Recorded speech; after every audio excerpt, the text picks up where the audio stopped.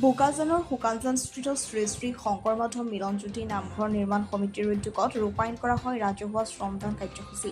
আজি পুৱা ৫ বজাৰ পৰাই প্ৰতিকূল বতৰক নেওচি যুৱক, মহিলা আৰু জ্যেষ্ঠ নাগৰিকসহ সকলো শ্ৰেণীৰ লোকে উৎসাহেৰে অংশগ্ৰহণ কৰে এই ৰাজহুৱা শ্ৰমদান কাৰ্যসূচীত। নামঘৰৰ প্ৰতিটো পৰিয়ালৰ সদস্যই কঁকালত গামোচা বান্ধি হাতে হাত ধৰি সহযোগিতা আগবঢ়ায় শ্ৰমদান কাৰ্যসূচী।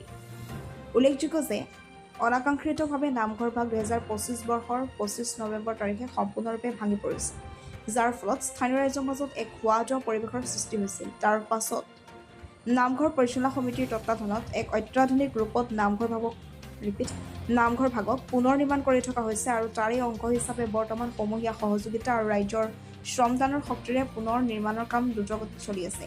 নামঘৰ পুনৰ নিৰ্মাণ ক্ষেত্ৰত বিশেষ ভূমিকা পালন কৰিছে কাৰ্বি আংলং স্বায়ত্তশাসিত পৰিষদৰ কাৰ্যবাহী সদস্য মাধুৰ্য ঢেকিয়াল ফুকনে। সঁচাকৈ শুকানজানবাসীৰ এনে মহৎ প্ৰচেষ্টাক সকলোৱে একমুখে প্ৰশংসাৰে উপচাই তুলিছে। বোকাজানৰ পৰা বিপুল কৰ্মী, বোকাজান।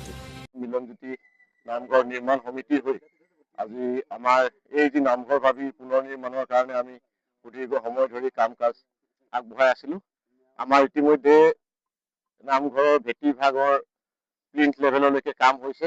আজি আমি ৰাজহুৱা শ্ৰমদান এক কাৰ্যসূচী গ্ৰহণ কৰিছিলো এই ভেটিত আমাৰ মাটি ভৰোৱাৰ কাৰণে।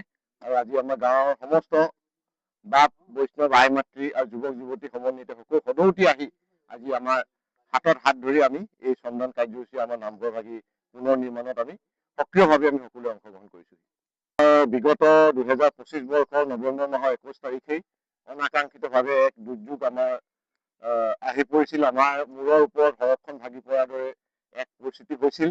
কাৰণ আমি এই নামঘৰ ভাগিৰ মূল সভাগৃহ ভাগ ওখকৈ তুলি নিয়াৰ বাবে আধুনিক প্ৰযুক্তিৰে আমি কাম কাজ লৈ থকাৰ সময়তেই আকস্মিকভাৱে আমাৰ গোটেই সভাগৃহ ভাগ খালী পৰি ধ্বংসস্তূপত পৰিণত হৈছিল।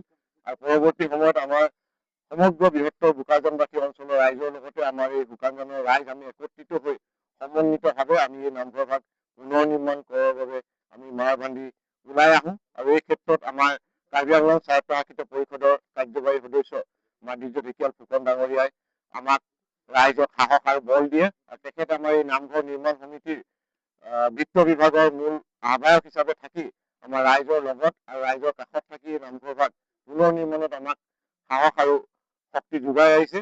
আৰু প্ৰায় ১.৫ কোটি টকাৰ ব্যয় সাপেক্ষে অত্যাধুনিক সকলো সা সুবিধাযুক্ত এই নামঘৰ ভাগ নিৰ্মাণৰ বাবে আমি সদৌতিয়ে আপ্ৰাণ চেষ্টা অব্যাহত ৰাখিম। এই নামঘৰ ভাগত প্ৰায় আপোনাৰ ১০০ৰো অধিক পৰিয়াল আমাৰ এই নামঘৰ ভাগৰ লগত সংযুক্ত হৈ আছে। আৰু বৃহত্তৰ বোকাজান অঞ্চলৰ ৰাইজে এই নামঘৰ ভাগ পুনৰ নিৰ্মাণত আমাক হাতত হাত ধৰি আমাৰ সৈতে থিয় দিছে।